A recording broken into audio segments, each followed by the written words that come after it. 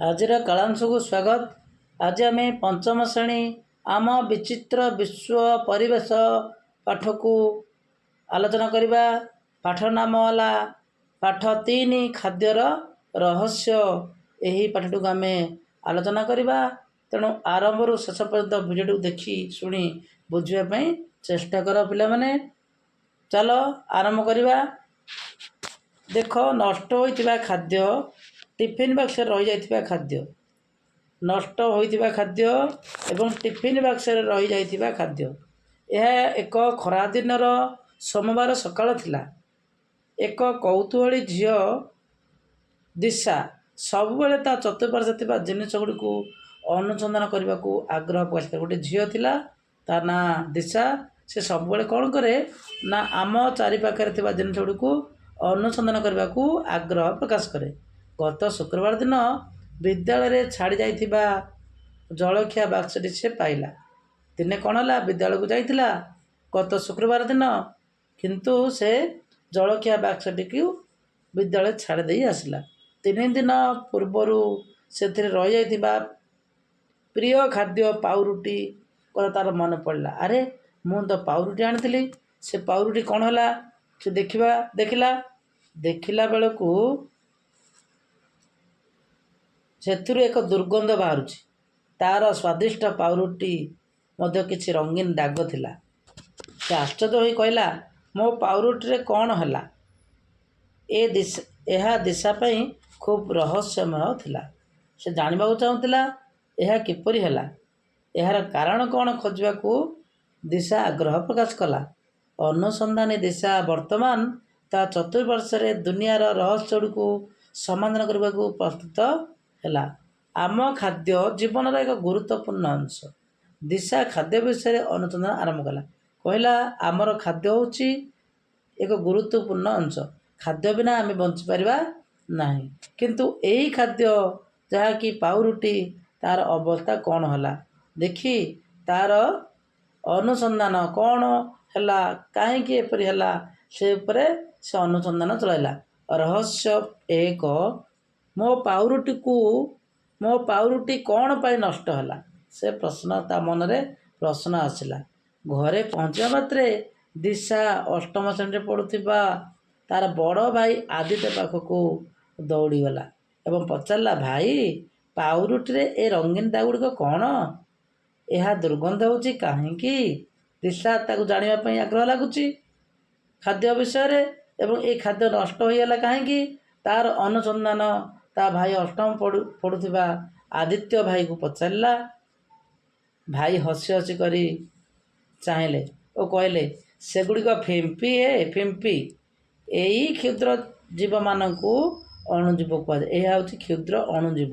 ଏହି ହେଉଛି ଫିମ୍ପି। ଏହା ହେଉଛି କ୍ଷୁଦ୍ର ଅଣୁଜୀବ, ଯେଉଁଗୁଡ଼ିକ ତୋର ଖାଦ୍ୟରେ ବୃଦ୍ଧି ହୋଇ ଖାଦ୍ୟକୁ ଏପରି ପରିବର୍ତ୍ତନ କରିଛନ୍ତି।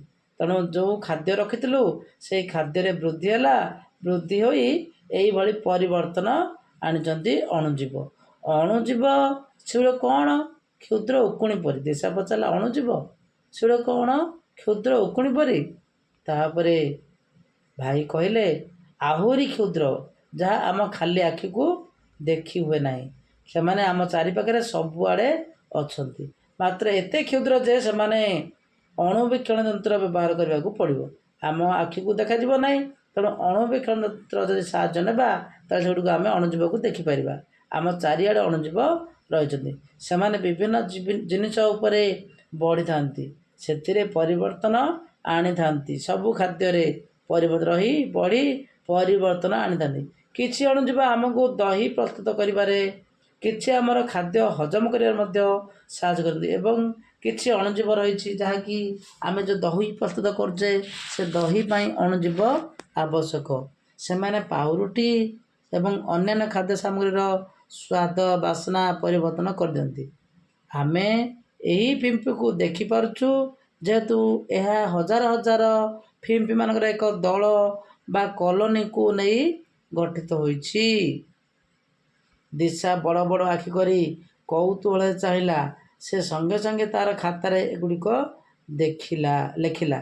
ବଡ଼ ବଡ଼ ଆଖିରେ ଦେଖିଲା ଏବଂ ତା ଖାତାରେ ଲେଖିଲା। ସେ ଅନୁସନ୍ଧାନ କରୁଥିଲା ନା।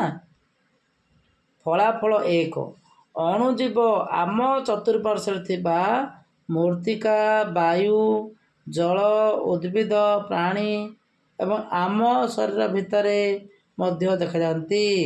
ଅଣୁଜୀବ ଆମ ଚତୁଃପାର୍ଶ୍ୱରେ ଥିବା ମୃତ୍ତିକା, ବାୟୁ, ଜଳ, ଉଦ୍ଭିଦ, ପ୍ରାଣୀ ଏବଂ ଆମ ଶରୀର ମଧ୍ୟରେ ଦେଖାଯାଏ।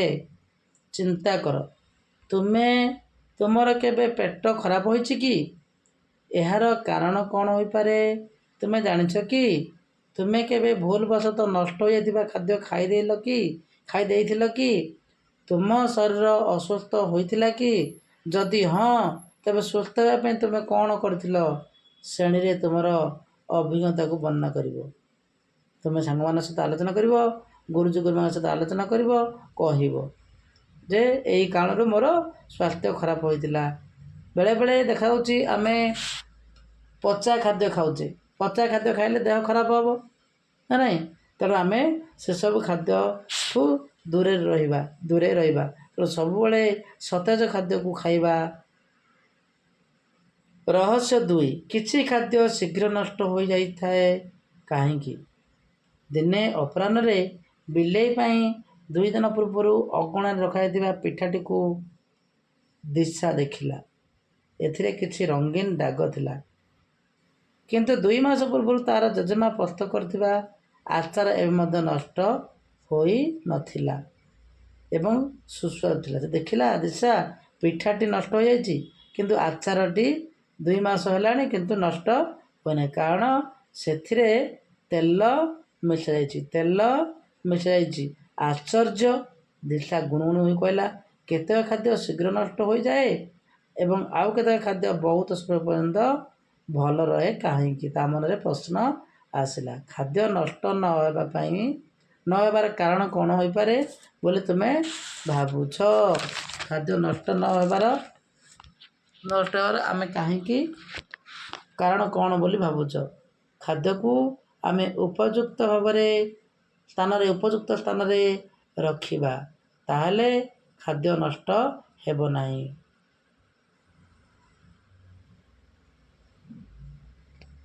ବର୍ତ୍ତମାନ ଦିଶା ତା ଭାଇ ପାଖକୁ ଫେରିଗଲା ଏବଂ ପଚାରିଲା, ଏହି ଅଣୁଜୀବମାନଙ୍କର ବୃଦ୍ଧି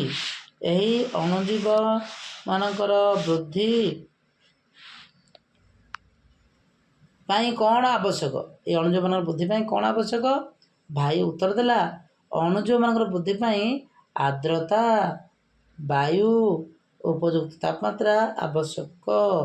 ତେଣୁ ଆମେ ଅଣୁଜୀବମାନଙ୍କ ବୃଦ୍ଧି ପାଇଁ ଆର୍ଦ୍ରତା, ବାୟୁ, ଉପଯୁକ୍ତ ତାପମାତ୍ରା ଆବଶ୍ୟକ। ଏଗୁଡ଼ିକ ମଧ୍ୟରୁ ଯେକୌଣସି ଗୋଟିଏ ଅନୁପସ୍ଥିତିରେ ଏମାନଙ୍କୁ ବୃଦ୍ଧିକୁ ଆମେ ରୋକିପାରିବା। ପ୍ରତ୍ୟେକ ଜୀବ ବଞ୍ଚିବା ପାଇଁ ବାୟୁ, ଜଳ ଆବଶ୍ୟକ କରନ୍ତି।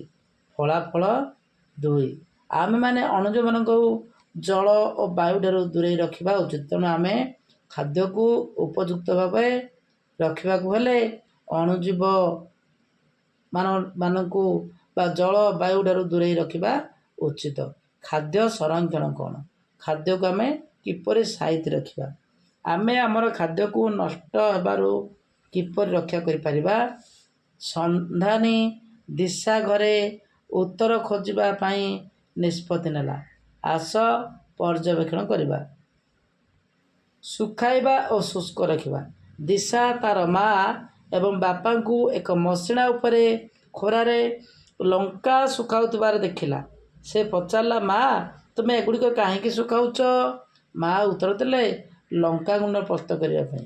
ଏହା 1 ବର୍ଷ ରହିବ। ତେଣୁ ଆମେ ଯେଉଁ ଜିନିଷ ଓଦା ରହିଥିବ ତାକୁ ଆମେ ଶୁଖାଇ ଦେଉ। ଶୁଖାଇ ଦେଲେ ସେଥିରେ ଥିବା ଜଳୀୟ ଅଂଶ କମିଯାଏ ଏବଂ ତାହା ଅଧିକ ଦିନ ସାଇତି ରଖାଯାଇପାରିବ। ତେଣୁ ଲଙ୍କାକୁ ଆମେ ଖରାରେ ଶୁଖାଉ। ଖରାରେ ଶୁଖାଇବା ଦ୍ୱାରା ଲଙ୍କାରୁ ଜଳୀୟ ଅଂଶ ଦୂର ହୁଏ।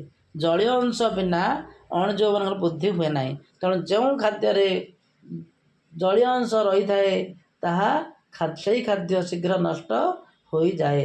ତେଣୁ ଖାଦ୍ୟକୁ ଆମେ ଜଳୀୟ ବାଷ୍ପକୁ ଶୁଖାଇବାକୁ ପଡ଼ିବ। ନଷ୍ଟ ନ ହୋଇ ବର୍ଷା ରହିବା ପାଇଁ ଅନ୍ୟ କେଉଁ ଜିନିଷଗୁଡ଼ିକୁ ଖରାରେ ଶୁଖାଯାଏ? ନଷ୍ଟ ନ ହୋଇ ବହୁତ ଦିନ ରହିବା ପାଇଁ ଆମେ ଆମ୍ବୁଲ, ଜାଇ, ବିରି ଜାଇ, ଚାଉଳ ଇତ୍ୟାଦି ଆମେ ସାଇତି ରଖିବା ପାଇଁ ଆମେ ଶୁଖାଇଥାଉ, ଶୁଖାଇକି ରଖୁ। ଏଠି ଦେଖ, ଆମ୍ବରୁ କେଉଁ ଜିନିଷ ତିଆରି କର ତାହାର ଏକ ଅଧିକ ସମୟ ବ୍ୟବହାର କରାଯାଇପାରିବ। ତଳେ ଥିବା ସ୍ଥାନରେ ସେମାନଙ୍କ ନାମ ଲେଖ। ଦେଖ, ଆମ୍ବରୁ କ'ଣ ପ୍ରସ୍ତୁତ ହୁଏ? ଆମ୍ବରୁ ଆଚାର ପ୍ରସ୍ତୁତ ହୁଏ, ଆମ୍ବରୁ ଆମ୍ବୁଲ ପ୍ରସ୍ତୁତ ହୁଏ, ଆମ୍ବୁଲ କରାଯାଏ। ଆମ୍ବ, ଆମ୍ବୁଲ, ଆମ୍ବ ସଢ଼ା,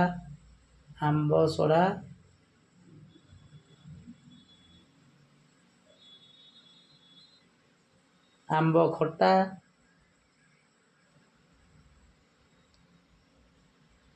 ଚମ୍ପେଇତ ଆମ୍ବୁଲ, ଆମ୍ବକୁ ମଧ୍ୟ ଚମ୍ପେଇତ କରାଯାଏ। ଏଇଭଳି ଆମ୍ବକୁ ଆମେ ଆମ୍ବରୁ ମଧ୍ୟ ଜୁସ୍ କରାଯାଏ, ଜୁସ୍ ପ୍ରସ୍ତୁତ କରାଯାଏ। ଜୁସ୍, ଆମ୍ବ ଜୁସ୍, ମ୍ୟାଙ୍ଗୋ ଜୁସ୍ କୁହାଯାଏ। ଜୁସ୍ ମଧ୍ୟ ପ୍ରସ୍ତୁତ କରାଯାଏ। ଆମ୍ବରୁ ଜୁସ୍ ମଧ୍ୟ କରାଯାଏ। ଏଭଳି ଆମେ ଆମ୍ବରୁ ପ୍ରସ୍ତୁତ କରେ। କାର୍ଯ୍ୟ 2, ଏକ ଟମାଟୋ ନିଅ ଏବଂ ଏହାକୁ ପତଳା କରି କାଟ। ଟମାଟୋର ଖଣ୍ଡଗୁଡ଼ିକୁ ଖରା ପଡ଼ୁଥିବା ଏକ ସ୍ଥାନରେ ଏକ ଟ୍ରେରେ ରଖ। କିଛି ଦିନ ପରେ ଟମାଟୋର ତୁମେ କ'ଣ ପର୍ଯ୍ୟନ୍ତ ଦେଖୁଛ ନା ସେଥିରେ ଥିବା ଜଳୀୟ ଅଂଶଗୁଡ଼ିକ ଶୁଖିଯାଇ ଟମାଟୋ ପୁରା ଛୋଟ ହୋଇଯାଇଛି। ଟମାଟୋ ଭଳି ଜିନିଷଗୁଡ଼ିକ ସଂରକ୍ଷଣ କରିବାର କୌଣସି ଉପାୟ ତୁମେ ଚିନ୍ତା କରିପାରୁଛ କି? ତେଣୁ ଆମେ କୌଣସି ଜିନିଷକୁ ଅଧିକ ଦିନ ରଖିବାକୁ ହେଲେ ସେଥିରେ ଥିବା ଜଳୀୟ ଅଂଶକୁ ନଷ୍ଟ କରିବାକୁ ପଡ଼ିବ। ତେଣୁ ଖରାରେ ଶୁଖାଇବାକୁ ପଡ଼ିବ, ତାହେଲେ ଆମେ ଖାଦ୍ୟକୁ ଅଧିକ ଦିନ ସାଇତି କରି ରଖିପାରିବା। ତାପରେ ଦେଖ ପିଲାମାନେ, ଆସ ପର୍ଯ୍ୟବେକ୍ଷଣ କରିବା। ଆଚାର ପ୍ରସ୍ତୁତି, ତେଲ ମିଶ୍ରଣ। ରୋଷେଇ ଘରେ ଦିଶାର ଜେଜେମା କଞ୍ଚା ଆମ୍ବରେ ପ୍ରସ୍ତୁତ ଆଚାର ଥିବା ଏକ ଜାରରେ ସୋରିଷ ତେଲ ଢାଳୁଥିଲେ। ଆଚାରରେ କାହିଁକି ତେଲ ମିଶାଯାଏ? ଦିଶା ଉତ୍ସାହର ସହିତ ପଚାରିଲା ମାଆଙ୍କୁ। ଜେଜେମା କହିଲେ, ତେଲ ପାତ୍ର ମଧ୍ୟରେ ବାୟୁ ପ୍ରବେଶକୁ ରୋକି ଆଚାରକୁ ସୁରକ୍ଷିତ ରଖେ। ଯଦି ତେଲ ମିଶାଯାଏ ତାହେଲେ ବାୟୁ ପ୍ରବେଶ କରିପାରେ ନାହିଁ ତେଲ ମଧ୍ୟ ଦେଇ। ତେଣୁ ଆଚାରଟି ଅଧିକ ଦିନ ସଞ୍ଚୟ ବା ସୁରକ୍ଷିତ ସଂରକ୍ଷଣ କରି ରଖାଯାଇପାରିବ। ତେଲ ବାୟୁ ପ୍ରବେଶକୁ ରୋକି ଅଣୁଜୀବଙ୍କ ବୃଦ୍ଧିକୁ ନିୟନ୍ତ୍ରଣ କରିଥାଏ। ତାପରେ ଆଲୋଚନା। ଯଦି ତେଲ ମିଶାଯାଇ ନଥାନ୍ତା ତେବେ ଏହି ଆଚାରର କ'ଣ ହୋଇଥାନ୍ତା? ତେଲ ମିଶାଯାଇ ନଥିଲେ ଏହି ଆଚାର ଅଧିକ ଦିନ ରହିନଥାନ୍ତା। ଆସ ପର୍ଯ୍ୟବେକ୍ଷଣ କରିବା। ଶୀତଳୀକରଣ। ପରଦିନ ସକାଳେ ଦିଶା ଫ୍ରିଜ୍ ଖୋଲିଲା। କ୍ଷୀର, ପନିପରିବା, ଲହୁଣୀ ଏବଂ ଏକ କେକ୍ ଏହା ଭିତରେ ରଖାଯାଇଥିଲା। ଫ୍ରିଜ୍ ତାପମାତ୍ରାକୁ କମାଇ ଅତ୍ୟଧିକ ଥଣ୍ଡା କରିଦିଏ, ଯାହା ଅଣୁଜୀବମାନଙ୍କର ବୃଦ୍ଧିକୁ ରୋକିଥାଏ ବୋଲି ବାପା ବୁଝାଇଲେ। ତେଣୁ ଫ୍ରିଜ୍ ରହିଲେ ମଧ୍ୟ ଖାଦ୍ୟ ନଷ୍ଟ ହୁଏ ନାହିଁ, ଅଣୁଜୀବମାନଙ୍କର ବୃଦ୍ଧିକୁ ରୋକିଥାଏ ବୋଲି ବାପା କହିଦେଲେ। ଫଳାଫଳ 5, ତାପମାତ୍ରା ହ୍ରାସ ଅଣୁଜୀବମାନଙ୍କର ବୃଦ୍ଧିକୁ ନିୟନ୍ତ୍ରଣ କରେ। ଏଇଠି ମନେ ରଖ, ତାପମାତ୍ରା ହ୍ରାସ ମଧ୍ୟ ଅଣୁଜୀବମାନଙ୍କ ବୃଦ୍ଧିକୁ ନିୟନ୍ତ୍ରଣ କରେ। ଖରାରେ ଶୁଖାଇଲେ ମଧ୍ୟ ଅଣୁଜୀବମାନଙ୍କ ନିୟନ୍ତ୍ରଣ କରିଥାଏ। ତୁମେ ଜାଣିଛ କି ଥଣ୍ଡା ରଖିବା ପାଇଁ ମାଟି ପାତ୍ର? ଆମେମାନେ ଜଳକୁ ଥଣ୍ଡା ରଖିବା ପାଇଁ ମାଟି ପାତ୍ର ବା ମାଠିଆ ବ୍ୟବହାର କରୁ। ସେହିଭଳି ଲହୁଣୀକୁ କାହିଁକି ଫ୍ରିଜରେ ରଖିବା ଆବଶ୍ୟକ ହୋଇଥାଏ କିନ୍ତୁ ଘିଅକୁ ସେଥିରେ ରଖାଯାଏ ନାହିଁ? ସୂଚନା। ଘରେ କିପରି ଲହୁଣୀ ଓ ଘିଅ ପ୍ରସ୍ତୁତ ହୁଏ ପଚାରି ବୁଝ। ତମ ଜେଜେମା ମାଆଙ୍କୁ ପଚାରିବ ଲହୁଣୀ ଓ ଘିଅ କିପରି ପ୍ରସ୍ତୁତ ହୁଏ। ଖାଦ୍ୟ ସଂରକ୍ଷଣ କରିବାର ଅନେକ ଉପାୟ ଅଛି। ଦିଶାର ଜେଜେବାପା ତାକୁ କହିଥିଲେ ଯେ ସେମାନେ ଖାଦ୍ୟକୁ ଅନେକ ଦିନ ପର୍ଯ୍ୟନ୍ତ ସୁରକ୍ଷିତ କରି ରଖିବା ପାଇଁ ଲୁଣ, ଚିନି ଓ ଗୋଲମରିଚ ଇତ୍ୟାଦି ବ୍ୟବହାର କରୁଥିଲେ। ଆମେମାନେ ଆଜି ମଧ୍ୟ ଏହି ପ୍ରଣାଳୀରେ ବ୍ୟବହାର କରୁଛୁ। ତେଣୁ ଖାଦ୍ୟକୁ ଅଧିକ ଦିନ ସାଇତି ରଖିବାକୁ ହେଲେ ଗୋଲମରିଚ, ଲୁଣ, ଚିନି ବ୍ୟବହାର କରିବାକୁ ପଡ଼ିବ। କାର୍ଯ୍ୟ 3, ଘରେ ବୟସ୍କମାନଙ୍କୁ ତୁମ ପରିବାରରେ ଖାଦ୍ୟ ସଂରକ୍ଷଣ ଅଭ୍ୟାସ ବିଷୟରେ ପଚାରି ବୁଝ ଅତି କମରେ ଏହିପରି ଗୋଟିଏ ଅଭ୍ୟାସ ଲେଖ। ଫଳାଫଳ 6। ଖାଦ୍ୟ ସଂରକ୍ଷଣ କରିବାର ଅନେକ ଉପାୟ ରହିଛି। ତୁମେ ଜାଣ କି ଗୋଲମରିଚ ଆମ ଘରେ ଏକ ସାଧାରଣ ମସଲା। ଅତୀତରେ ଗୋଲମରିଚ ମସଲା ଭାବରେ ଏତେ ଲୋକପ୍ରିୟ ହୋଇଥିଲା ଯେ ଭାସ୍କୋ ଗାମା ଏହାକୁ ଭାରତରୁ ସଂଗ୍ରହ କରିବା ପାଇଁ ସମୁଦ୍ର ପାରି ହୋଇ ଆସୁଥିଲେ। ଗୋଲମରିଚ ଏପରି ଏକ ମସଲା ଯାହାକି ଭାସ୍କୋ ଗାମା ଜଳପଥରେ ଆସିଥିଲେ ଭାରତକୁ ଏହି ଗୋଲମରିଚ ସଂଗ୍ରହ କରିବା ପାଇଁ।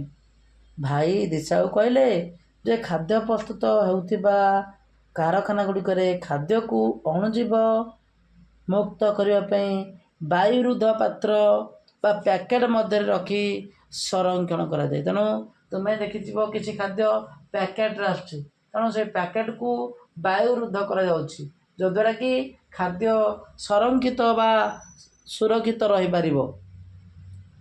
ମନୁଷ୍ୟମାନଙ୍କ ବହୁ ପୂର୍ବରୁ କୀଟପତଙ୍ଗମାନେ ଖାଦ୍ୟ ସଂରକ୍ଷଣ କରୁଥିଲେ। ବିରୁଡ଼ି ତା'ର ଲାର୍ଭା ପାଇଁ ଖାଦ୍ୟ ସଂରକ୍ଷଣ କରିଥାଏ। ଇଡଲି କିପରି ତିଆରି ହୁଏ? ଦିଶା ତା'ର ମାଆଙ୍କୁ ଘରେ ଇଡଲି ତିଆରି କରିଥିବାର ଦେଖିଲା। ତୁମେ କହିପାରିବ କି ଇଡଲି କିପରି ତିଆରି ହୁଏ? କ'ଣ ଏପରି ଅଛି ଯାହା ଇଡଲିକୁ ଫୁଲାଇ ଦିଏ? ତୁମେ ଜାଣିଛ କି ଏହା କ'ଣ? ଫଳାଫଳ 7। ବାୟୁରେ ଥିବା ଅଣୁଜୀବ। ବାୟୁରେ ମଧ୍ୟ ଯେଉଁ ଅଣୁଜୀବ ରହିଛି ସେହି ଅଣୁଜୀବ ଇଡଲିକୁ ଫୁଲାଇବାରେ ସାହାଯ୍ୟ କରେ। ବଦହଜମି ଓ ଘରୋଇ ଉପଚାର। ମେଳାରେ ଖାଦ୍ୟ ଖାଇବା ପରେ ଆଦିତ୍ୟ ଭାଇଙ୍କର ପେଟ ଖରାପ ହୋଇଛି, ତେଣୁ ଆମେ ବଦହଜମ ପାଇଁ ପ୍ରଚୁର ପରିମାଣରେ ଜଳ ପିଇବା ଉଚିତ। ଗରମ ପାଣି ବ୍ୟବହାର କରିବାକୁ ପଡ଼ିବ। କିଛି ଘରୋଇ ଉପଚାର କରିବାକୁ ପଡ଼ିବ, ଯାହାକି ଜିରା ଖାଇ ଆମେ ଉପଶମ କରିବାକୁ ପଡ଼ିବ ନା ନାହିଁ? ତୁମର କେବେ ପେଟ ଖରାପ, ବାନ୍ତି କିମ୍ବା ବଦହଜମି ହୋଇଛି କି? ବଦହଜମି ହୋଇଛି କି? ତୁମେ ଏଥିପାଇଁ କୌଣସି ଘରୋଇ ଉପଚାର କରିଥିଲ କି? ତୁମକୁ ଦିଆଯାଇଥିବା ଘରୋଇ ଉପଚାର ବିଷୟରେ ଲେଖ। ପେଟ ଖରାପ ପାଇଁ ତୁମର ପିତାମାତା ତୁମକୁ ଦହି କିମ୍ବା ଏଥିରୁ ତିଆରି ଘୋଳ ଦହି ଭଳି କୌଣସି ଜିନିଷ ଦେଇଛନ୍ତି କି?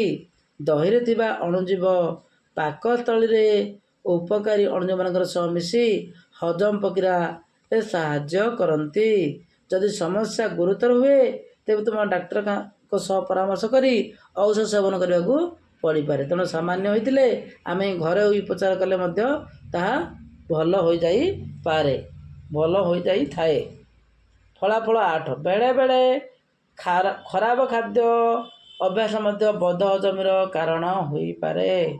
ଦିଶାର ନୋଟବୁକ୍ ଅନେକ ଫଳାଫଳରେ ପୂର୍ଣ୍ଣ ହୋଇଯାଇଥିଲା। ମୋର ଖାଦ୍ୟ ମୋର ଗର୍ବ।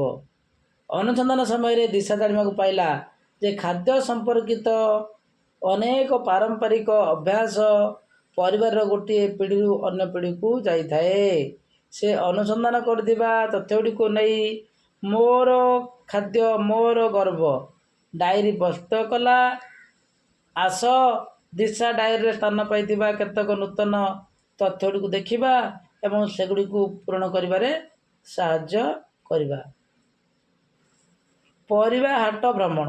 ଜେଜେବାପା ପ୍ରତିଦିନ ପରିବା ହାଟକୁ ଯାଆନ୍ତି। ସେ ସତେଜ ଫଳ ପନିପରିବା କିଣନ୍ତି। ତାଙ୍କ ସହ ପରିବା ହାଟରେ ବୁଲିବା ଖୁବ୍ ମଜାଦାର। ଦିଶା ଦେଖିଲା ଜେଜେବାପା ବଜାରରେ ଫଳ କିମ୍ବା ପନିପରିବା କିଣିବା ପୂର୍ବରୁ କିପରି ଭଲ ଭାବରେ ପରଖି ନେଉଥିଲେ। ତେଣୁ ଆମେ ପନିପରିବା କିଣିବା ସମୟରେ ଭଲ ଭାବରେ ପରୀକ୍ଷା ନିରୀକ୍ଷା କରି ଦେଖି ଆମେ ପନିପରିବାକୁ କିଣିବା। ତୁମେ କେବେ ତୁମ ପରିବାରର ବୟସ୍କମାନଙ୍କ ସହ ପନିପରିବା ଫଳ କିଣିବାକୁ ଯାଇଛ କି? ଏପରି ଭ୍ରମଣ ସମୟରେ ବୟସ୍କମାନେ ବଜାରରେ ଫଳ ପନିପରିବା କିପରି ବାଛନ୍ତି ତାହା ଲକ୍ଷ୍ୟ କର। ତୁମର କିଣାବିକା କାର୍ଯ୍ୟକ୍ରମରେ ଶିଖିଥିବା ଗୋଟିଏ ଜିନିଷ ଫଳାଫଳ 9 ଶୀର୍ଷକରେ ଲେଖ। ଯେକୁ ଯିବା ବାଟରେ ବାପା ଲିଚୁ କୋଳି କିଣିଲେ।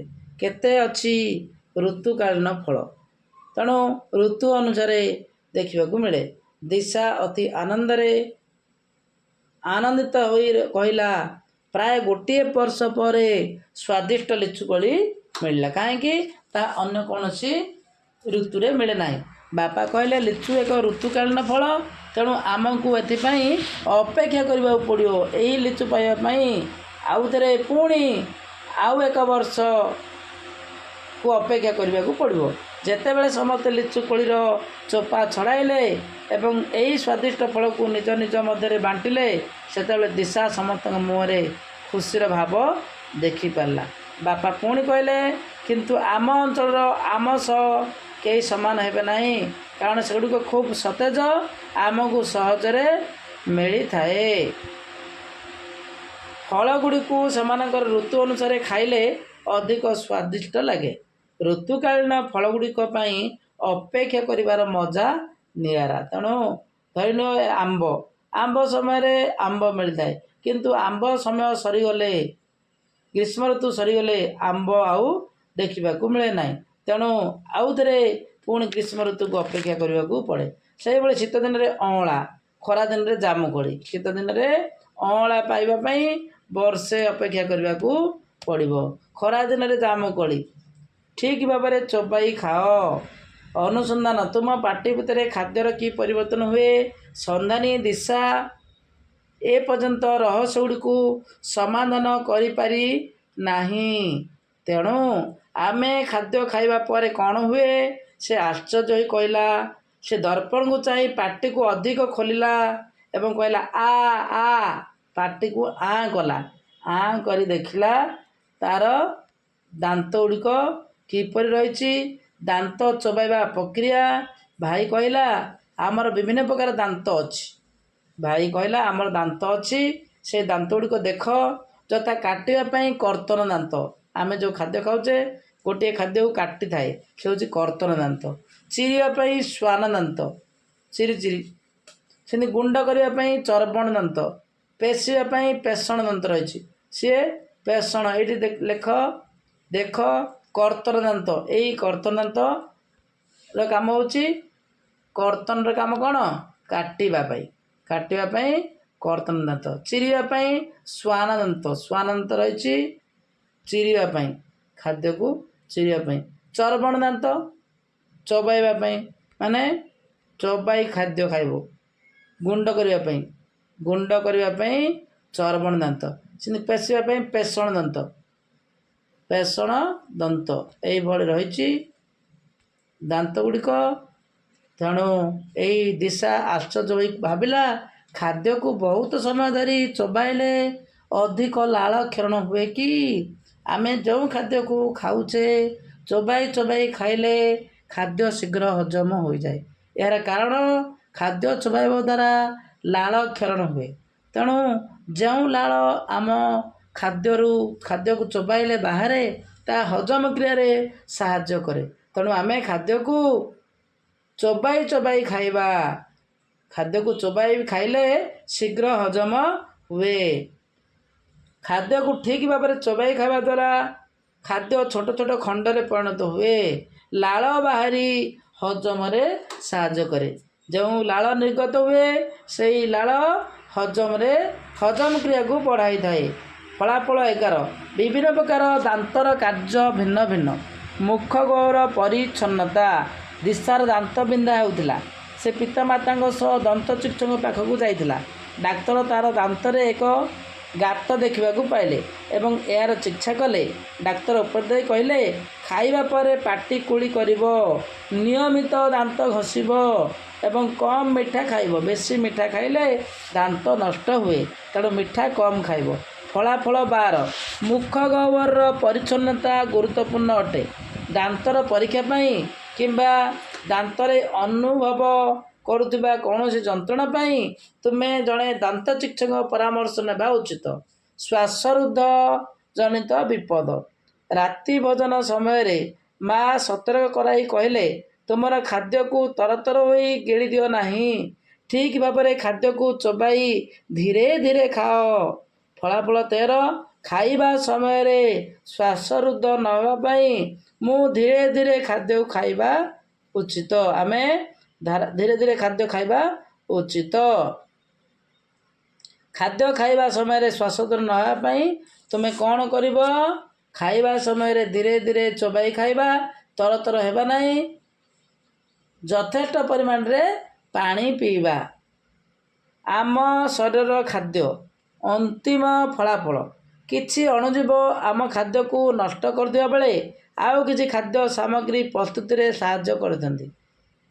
ସେମାନେ ମଧ୍ୟ ଆମକୁ ଖାଦ୍ୟ ହଜମରେ ସାହାଯ୍ୟ କରନ୍ତି। ଶେଷରେ ଖାଦ୍ୟ ସମ୍ବନ୍ଧୀୟ ସବୁ ରହସ୍ୟର ସମାଧାନ ହୋଇଗଲା। ଠିକ୍ ଭାବରେ ଖାଅ, ଠିକ୍ ଉପାୟରେ ସଂରକ୍ଷଣ ଓ ଗଚ୍ଛିତ କରି ରଖ। ଖାଦ୍ୟକୁ ଭଲ ଭାବରେ ଚୋବାଅ, ଉପକାରୀ ଅଣୁଜୀବମାନଙ୍କୁ ଧନ୍ୟବାଦ ଦିଅ। ସବୁ ରହସ୍ୟର ସମାଧାନ ହୋଇଗଲା। ଅନୁସନ୍ଧାନୀ ଦିଶା ଖୁସିରେ ତା'ର ଖାତାକୁ ବନ୍ଦ କଲା। ତେଣୁ ଆମେ ଖାଦ୍ୟକୁ କ'ଣ କରିବା? ଠିକ୍ ଭାବରେ ଚୋବାଇ ଖାଇବା, ଖାଦ୍ୟକୁ ସଂରକ୍ଷିତ ଠିକ୍ ଭାବରେ ରଖିବା। ତାହେଲେ ଆମର ଖାଦ୍ୟ ନଷ୍ଟ ହେବ ନାହିଁ। ଏଠି କିଛି ପ୍ରଶ୍ନ ଦିଆଯାଇଛି।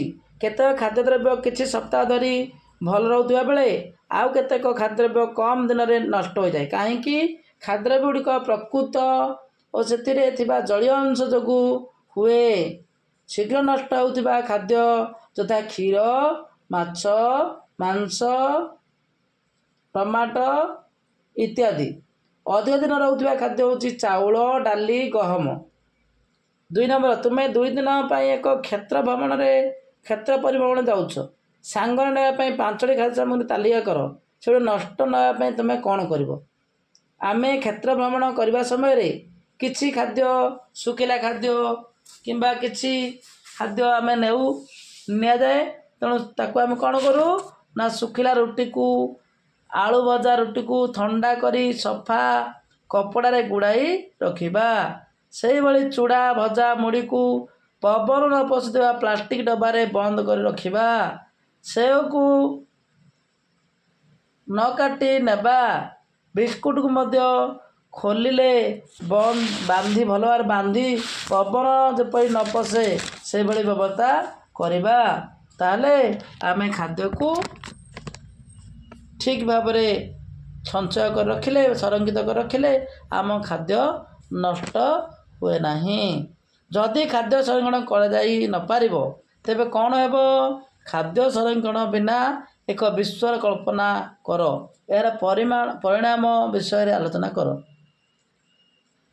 ଯଦି ଖାଦ୍ୟ ସଂରକ୍ଷଣ କରାଯାଇ ନପାରିବ ତେବେ କ'ଣ ହେବ? ନା ଯଦି ଖାଦ୍ୟ ସଂରକ୍ଷଣ କରାଯାଇ ନପାରିବ ତାହେଲେ ପୃଥିବୀରେ ଏକ ଭୟାନକ ପରିସ୍ଥିତି ସୃଷ୍ଟି ହେବ। ଜରୁରୀକାଳୀନ ସମୟରେ ଖାଦ୍ୟକୁ ଆମେ ପାଇପାରିବା ନାହିଁ। ଯଥା ବନ୍ୟା, ମରୁଡ଼ି, ଏ ସମୟରେ ଆମେ ଖାଦ୍ୟ ଖାଇବାକୁ ପାଇବା ନାହିଁ। ଖାଦ୍ୟ ସଂରକ୍ଷଣ ହୋଇନପାରିଲେ ଗଚ୍ଛିତ ଖାଦ୍ୟଗୁଡ଼ିକ ନଷ୍ଟ ହୋଇଯିବ। ତେଣୁ ଆମେ ଖାଦ୍ୟକୁ ଠିକ୍ ଭାବେ ସଂରକ୍ଷିତ କରି ରଖିବା ଏବଂ ଖାଦ୍ୟ ସମସ୍ୟାକୁ ଆମେ ଦୂର କରିପାରିବା।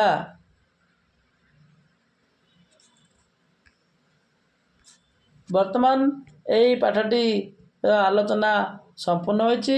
ପରବର୍ତ୍ତୀ କାଳାଂଶରେ ନୂଆ ଅଧ୍ୟାୟକୁ ଆମେ ଆଲୋଚନା କରିବା। ବର୍ତ୍ତମାନ ପାଇଁ ବିଦାୟ ନେଉଛି।